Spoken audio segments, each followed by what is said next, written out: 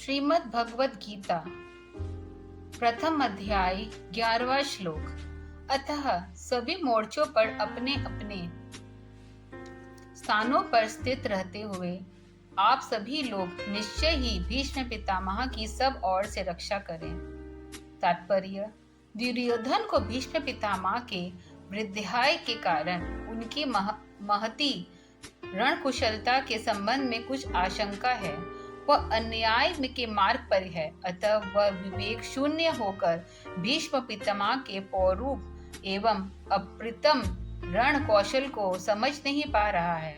अतएव वह चाहता है कि सेनापति भीष्म भी सभी लोग रक्षा से में तात्पर्य हो, क्योंकि सेनापति को पराजय अथवा उनके मारे जाने पर पूरी सेना का अस्त व्यस्त होकर पराजित हो जाना स्वाभाविक है। अब भीष्म पितामह ने दुर्योधन का आशय समझकर उसकी आशंका दूर करने के लिए अपने पौरुष और पराक्रम का उद्घोष इस प्रकार किया। 12वां श्लोक।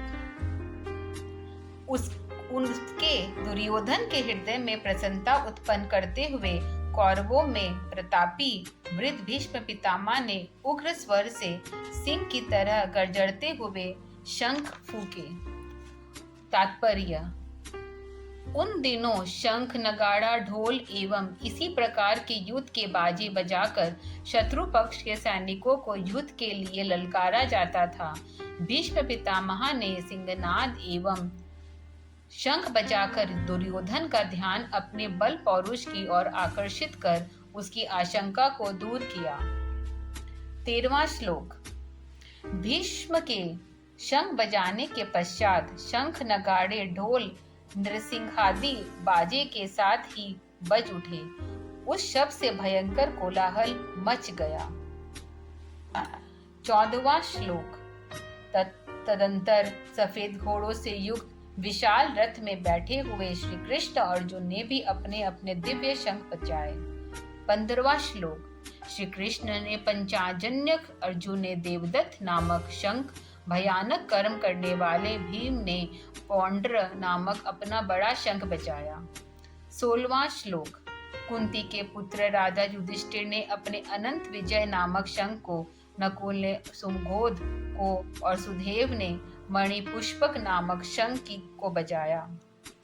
17वां श्लोक। महाधनुर्धर काशीराज, शिखंडी, महारथी, दुर्धर्ष, विराट और अजय सात्विकी। 18वां श्लोक। द्रुपद, द्रौपदी के 5 पुत्र एवं संभाद्रनंदन, अभिमन्यु, इन सब ने हे राजन अपने अपने शंख बजाए। 19वां श्लोक। शंखों के शब्दों से उत्पन्न हुए उस महाशब्द ने एकत्र होकर आकाश, पृथ्वी आदि को गुंजाता हुआ दुर्योधन आदि के हृदय को वर्णित कर दिया। 20वां और 21वां श्लोक। हे राजन, उसके पश्चात कपिध्वज अर्जुन ने खड़े हुए धृतराष्ट्र पुत्रों को देखकर शस्त्र चलाने की तैयारी के समय धनुष उठाकर ऋषिकेश कृष्ण से यह वचन कहा, हे उतयुक्त, मेरे रथ को दोनों सेनाओं के बीच में खड़ा करो। 22वां श्लोक। जब तक मैं युद्ध की इच्छा से खड़े हुए इनको अच्छी तरह देख लूं कि इस रणभूमि में मुझे किन किन के साथ युद्ध करना चाहिए। 13वां श्लोक। दुर्बुद्धि दुर्योधन का युद्ध में कल्याण चाहने वाले जो ये राजा लोग यहाँ आए हैं, उनसे युद्ध करने वाले को मैं देखूंगा। 24 और 25वां श्लोक। संजय बोले, हे धृतराष्ट्र, अर्जुन के ऐसा कहने पर श्री कृष्ण ने दोनों सेनाओं के बीच में भीष्म, द्रोण तथा अन्य बहुत से राजाओं के सामने सुंदर रथ को खड़ा करके कहा, हे अर्जुन, एकत्र हुए इन कौरवों को देखो। 26 और 27 श्लोक। अर्जुन ने यहाँ युद्ध भूमि में दोनों सेनाओं में स्थित चाचा, पितामह, आचार्य, मामा, भाई, पुत्र, पौत्र, मित्र, ससुर एवं सुहृदय लोगों को देखा। उन सभी बंधुओं को खड़े देखकर अत्यंत करुणा से युक्त कुंती पुत्र अर्जुन शोक करता हुआ यह बोला। 28 और 19वां श्लोक। हे कृष्ण, अपने इस आत्मीय यजनों को युद्ध के लिए उपस्थित देखकर मेरे अंग शिथिल हो रहे हैं, मुख सूखा जा रहा है और मेरे शरीर में कंपन एवं रोमांच हो रहा है। 30वां श्लोक। मेरे हाथ में गांडीव गिरा जा रहा है, तचवा जल रही है, मेरा मन भ्रमित सा हो रहा है, मैं खड़ा होने में सामर्थ्य नहीं हूँ। 31वां श्लोक। हे केशव, मैं लक्षणों को प्रतिकूल देख रहा हूँ तथा अपने आत्मीय लोगों को युद्ध में मारकर कल्याण भी नहीं देखता हूँ। 32वां श्लोक। हे कृष्ण, मैं विजय की इच्छा नहीं करता और न राज्य तथा भोगों को ही चाहता हूँ। ये गोविंद, हमें राज्य अथवा भोगों से क्या प्रयोजन है। 33वां श्लोक। जिनके लिए राज्य भोग एवं सुख चाहिए, वे ही धन तथा प्राणों के मोह छोड़कर इस भूस्थल में खड़े हैं। 34वां श्लोक। गुरुजन, चाचा, पुत्र एवं पितामह, मामा, ससुर, साले और संबंधी लोग भी हैं। अर्थात हे मधुसूदन, मेरे यह स्वजन मुझे मार ही क्यों न डाले, तथापि मैं इन्हें तीनों लोगों, स्वर्ग, मृत्यु, पाताल के राज्य के लिए भी मारना नहीं चाहता। पृथ्वी के राज्य की तो बात ही क्या। 36वां श्लोक। ये कृष्ण, दुर्योधनादि धृतराष्ट्र के पुत्रों को मारकर हमें क्या प्रसन्नता होगी। इन आतताइयों को मारकर तो हमें पाप ही लगेगा। तात्पर्य।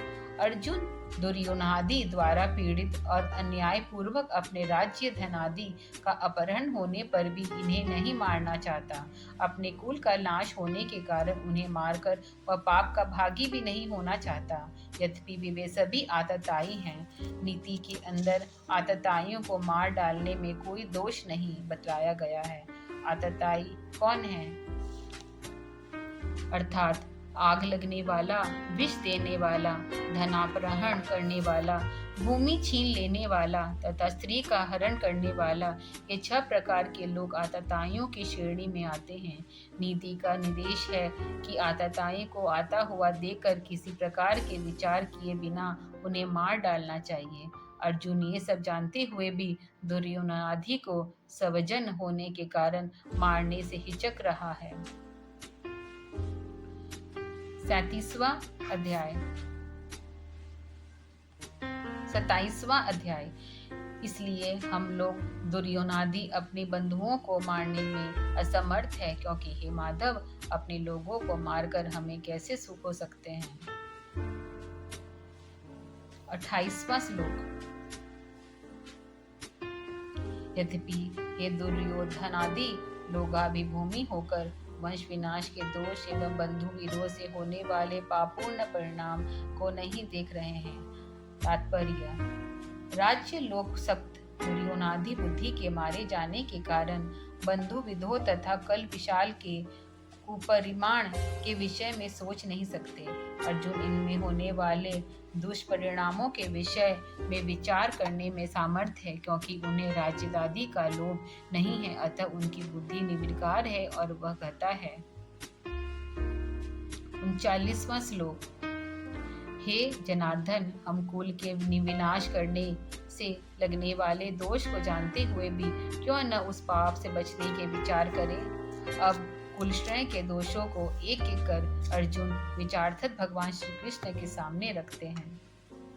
40वां श्लोक। कुल के नाश होने पर प्राचीन सभी कुल धर्म नष्ट हो जाते हैं। कुल धर्म के नष्ट हो जाने पर संपूर्ण कुल को पाप दबा देता है।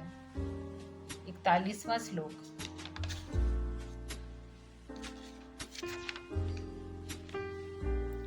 हे कृष्ण, पापाचार के बढ़ जाने के कुल की स्त्रियां दुष्चरित्र हो जाती है।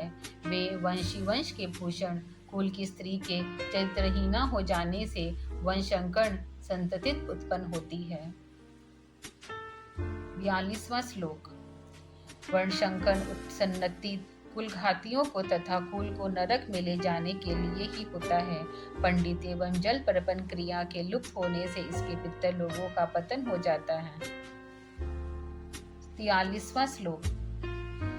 इस वंशंकर कारक दोषों के द्वारा कुलघातियों के शश्वाद कुल धर्म तथा वर्णाश्रम धर्म नष्ट हो जाते हैं। 44वां श्लोक। हे जनार्दन, हमने सुना है कि मनुष्य के कुल धर्म नष्ट हो जाने पर उनका चिरकाल तक नरक के वास होता है। उपयुक्त श्लोकों के अर्जुन ने कुल धर्म के नाश होने पर वर्णन संकर की उत्पत्ति एवं तजनित दुष्परिणामों को बतलाया है। वर्णाश्रम धर्म ऋषियों द्वारा मान्य प्राचीन एवं वैधानिक धर्म भारत का गौरव रहा है। वर्णाश्रम धर्म समाज को सही मार्ग पर ले चलने के लिए आवश्यक है एवं वैज्ञानिक साधन था। दुख के आज वर्णाश्रम धर्म का विरोध भारत के अंदर मानव को समानाधिकार देने का तर्क देकर किया जा रहा है, परंतु क्या इससे समाज सही अर्थ में सुखी हो पाया है? 45वां श्लोक। आश्चर्य एवं दुख के हम लोग महान पाप करने को निश्चय बैठे हैं, जो कि राज्य सुख से लोभ से अपने स्वजनों को मारने के लिए तैयार हो गए हैं। अर्जुन के हृदय में अपने कुल कुटुंब के तीनों लोगों के प्रति स्वाभाविक प्रेम है, जो एक विवेकशील धर्म भक्ति व्यक्ति में होना चाहिए। दूसरी ओर दुर्योधन राज्य के लोभ और मद से विवेक चक्षुक होकर कौरव पांडव एवं उनके संबंधियों तथा मित्रों के विनाश का तुला हुआ है। 46वां श्लोक। यदि शस्त्रधारी दुर्योधनादि निरुपाय तथा निशस्त्र मुझको युद्ध में मार डाले तो मेरा परम कल्याण हो। 47वां श्लोक। संजय ने कहा, अर्जुन उस रणस्थल में इस प्रकार कहकर अत्यंत दुखी होते हुए धनुष बाण का त्याग कर रथ के पिछले भाग में बैठ गया। तात्पर्य: अर्जुन वीर महारथी था। उसने युद्ध न करने का निश्चय इसलिए नहीं किया कि वह अपने शत्रु पक्ष के सैनिकों के भयभीत हो गया है। उसका यह निश्चय इसलिए हुआ कि वह युद्ध की विभीषिका के उत्पन्न परिणाम से चिंतित था। वह विवेकशील व्यक्ति था और राज्य सुख का त्याग कर सामान्य जीवन जीना चाहता था। पहला अध्याय के सारे श्लोक के तात्पर्य पूरे हो गए हैं। कल हम द्वितीय अध्याय प्रारंभ करेंगे और समझने की कोशिश करेंगे। राधे राधे।